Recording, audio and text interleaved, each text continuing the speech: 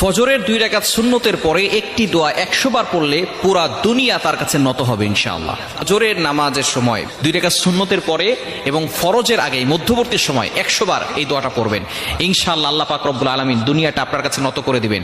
আপনি এই দোয়াটা 100 বার করার পরে আপনি আল্লাহর কাছে দোয়া করবেন, আল্লাহ পাক রব্বুল আলামিন আপনার দোয়াগুলো কবুল করবেন। যত ধরনের কষ্ট আছে, দুঃখ আছে, সব আকাঙ্ক্ষাগুলো আপনি আল্লাহর কাছে বলবেন, দেখবেন আল্লাহ তাআলা সবকিছু আপনার জন্য সহজ করে দিবেন। কিভাবে আমলটি করবেন? প্রথমে 11 বার দুরূদ শরীফ পড়বেন। দুরূদ শরীফ হচ্ছে আল্লাহুম্মা সাল্লি আলা মুহাম্মদ, যেটা দুরূদ ইব্রাহিম আছে, এই দুরূদটা পড়বেন।